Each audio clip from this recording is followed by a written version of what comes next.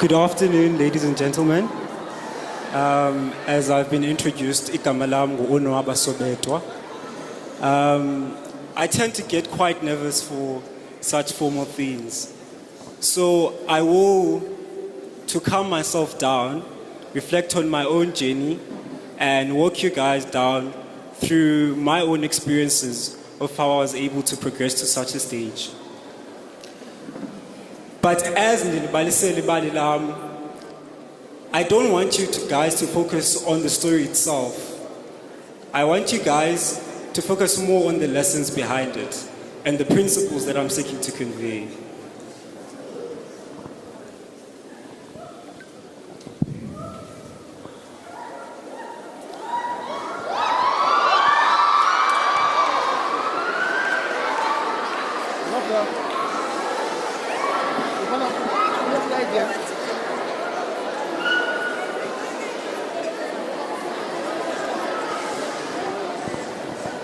So my story begins in a small town.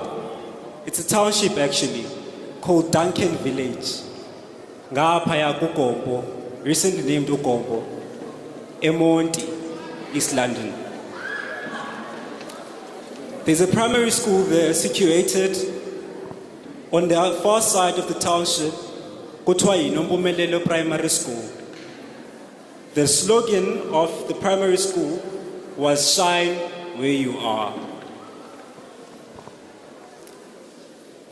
I say my story begins there because it's where I first dreamed, in those corridors. Little me wanted to be an astronaut, and the dream was born there. Fast forward years later, I went up the road in a high school called Ebenezer Majomboze High School, and that was the turning point of my life. Because while I was there, I get to be exposed to real opportunities. But most importantly, I got the opportunity to be developed into a well-rounded student. And I can attribute that privilege to future global leaders. Anhlukanga kakhulu kuni who are sitting in these chairs today. Because I too was wearing a uniform at some point and I was seated in those chairs.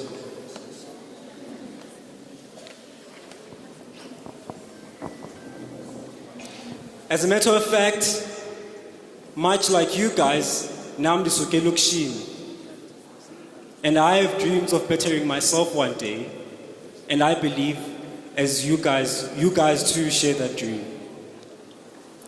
But another common element that I have, which I think most of you guys have here, is that I had childhood friends.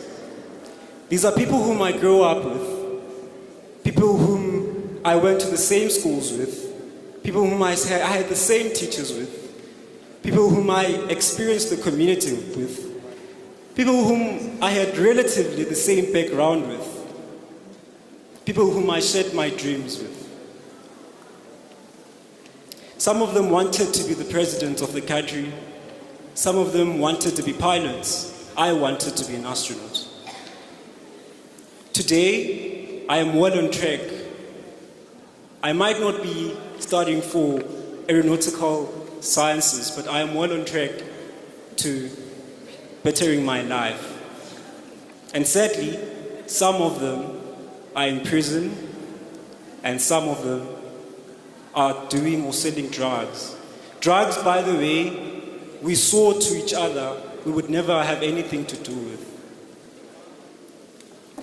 And so some days,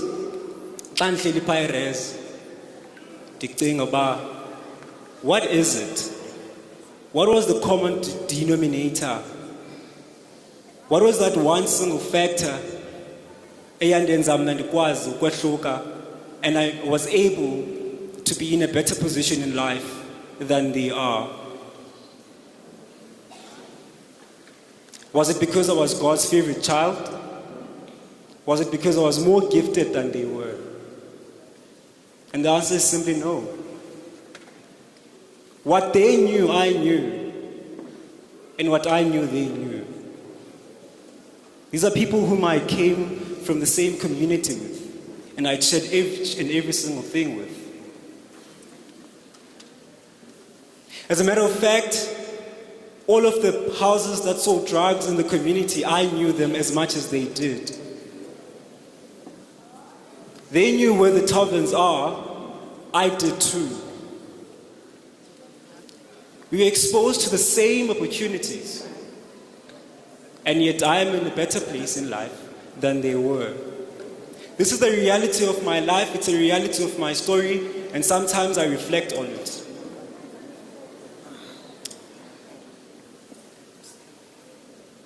And when I have to give myself an answer, I always come back to one thing and one thing only.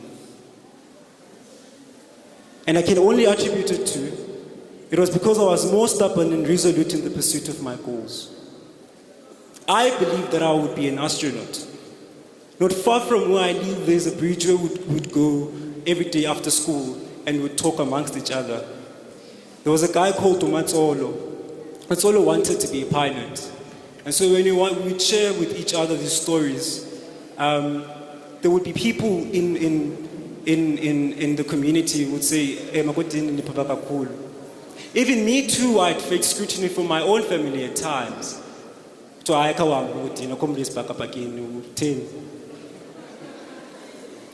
I knew that you will not tell me off. If I said, I'm going to be the next Buzz Aldrin, I will be, you will not tell me off. And that is what I want you today to take within you. That injection of self-belief. Because fortune favors the brave and never helps the man who does not help himself. I can today attribute my progress in the power of self-belief that lies both in the indomitable human spirit to say, I dare will. To be stubborn with your dream. But it also lies in discipline. I did when I was preparing for the conference with the Swiss Olwetu, and she'd asked me, what about, how can I sum up self-belief? And I was writing down in my notes and I drew up an equation. And my equation was self-belief equals vision plus action plus perseverance. In that you need to have a vision because then that will allow you to have a sense of direction and destination. But to get to that destination, you must take the action. And that action has to be grounded in nothing more than discipline. But as you dare say, I will be disciplined, I will move. As you go to that next destination, you must also understand that there will be hurdles along the road. You will be tested. And therefore, most importantly, you have to persevere. You will have to persevere. In grade 7, Umempoto used to call it umqolo. Say, kanisiya e high school, funeke nibe nomqolo. And now that I'm old and I'm reflecting on that, she was speaking about persevering.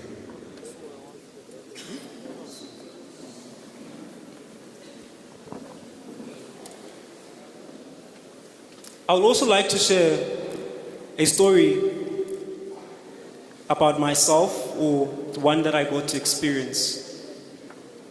When I was in grade 12 during the latter stages of the year, we would have teachers and people come pray in for us because we were going to trials and subsequently after that final examinations. So one of the reverends who would come to the school, he was preaching on this day about the power of meeting fate halfway. He said to us, we must do all that we can for ourselves and then trust it to providence or luck or whatever higher power it is that we believe in. That prayer alone and the scripture alone will not make us realize our goals. The example he made, or the analogy he gave to us, was andizunithandazela ni noyame ngomthandazo wam qha niyongena kuwo ku-exam room. You will have to study. It was in that understanding and analogy that I had to understand that we have to rely on ourselves first, never choosing to betray our convictions. Do not let yourself down in the belief that something else will help you. And if I must say it again, fortune never helps the man who does not help himself. If I may be more blunt and say it in Xhosa, because the Reverend said it in Xhosa. uThixo unceda uzinceda.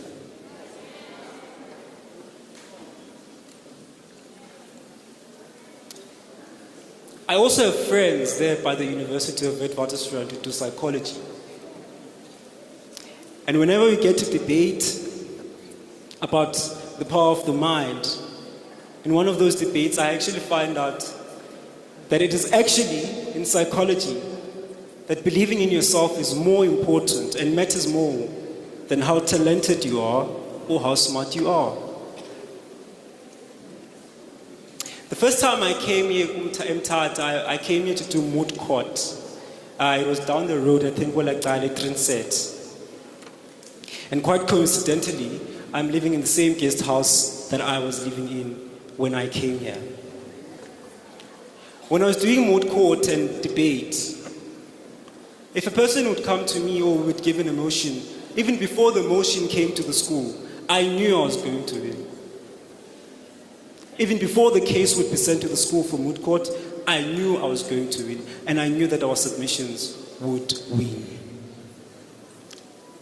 I was the youngest in the moot court team, so when we got there, I found out on the day that I'm not going to be in the oral team. And I was protesting because I was like, I wrote most of the submissions, why can't I? We unfortunately were not unable to go through the first round, but our submission got number 1. That for me was a self-affirmation. So belief alone improves your performance. When you believe in yourself, you are literally giving yourself a biological advantage. There is a part of the brain called immortal cortex. You are literally triggering a response in that part of the brain in order to boost your capabilities. So it's not just a matter of positive thinking. Your brain stays fueled by intrinsic dopamine. And self-belief triggers resilience. One of the things I want to impress to you here today is that each one of us will have to tell a